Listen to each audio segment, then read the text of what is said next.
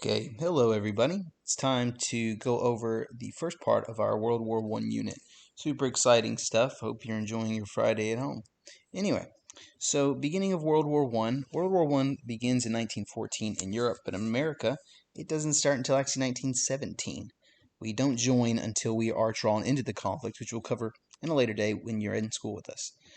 So first we're going to go over the four main causes of World War I. You'll notice the term main is all capitalized. That's because the four main causes can all be remembered by that four-letter word. So what is the first cause? First cause is what we call militarism. Whoops. It's the buildup of a nation's military. So when a nation invests heavily in its military, it naturally wants to see how powerful it is. And this attitude tends to lead to war. I've always used this example. If you get a fancy car, the one that you spend hundreds of thousands of dollars on, you're not just going to leave it in the garage and tell your friends you have it.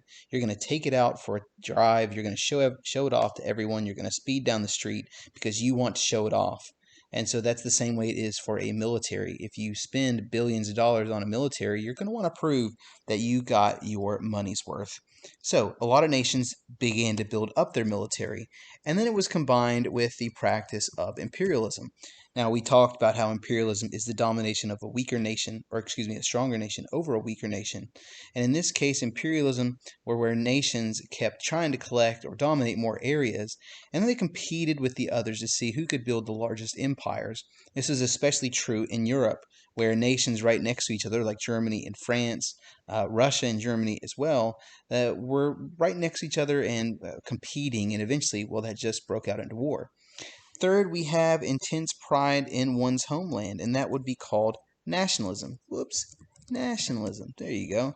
Intense pride in one's homeland. And to build up to World War I, this made nations feel the need to prove how strong they were. Again, when you have a powerful military and you want to show how powerful you are, and you also believe your nation is the very best, well, that's just not a good mix. That's going to lead to conflict.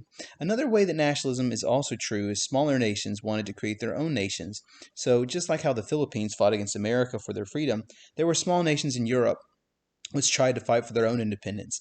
If you ever heard of a guy named Franz Ferdinand, he was killed by Bosnian nationalists because they wanted to break away from Franz Ferdinand's country, Austria-Hungary. And then finally, the final cause of or main cause of World War I is alliances. Many nations joined together in order to defend each other, basically like a pact, that if someone attacked the other, that they would attack their buddy. And so nations across Europe especially made these alliances they believed would protect them. Unfortunately, this ended up just tangling nearly every world power into this massive war. And that brings us to the three major countries in each side. And the central powers, you have Germany, who sides with Austria-Hungary.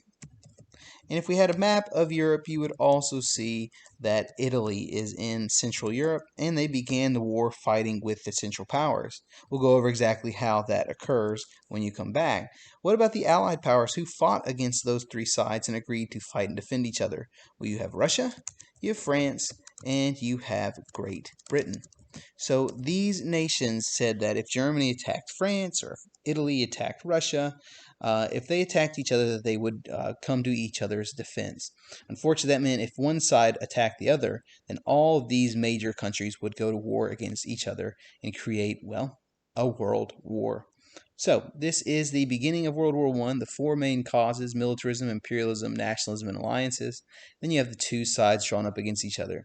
What does all this have to do with American history? Well, I know you can't wait, but you're going to have to wait till we come back to school to find out.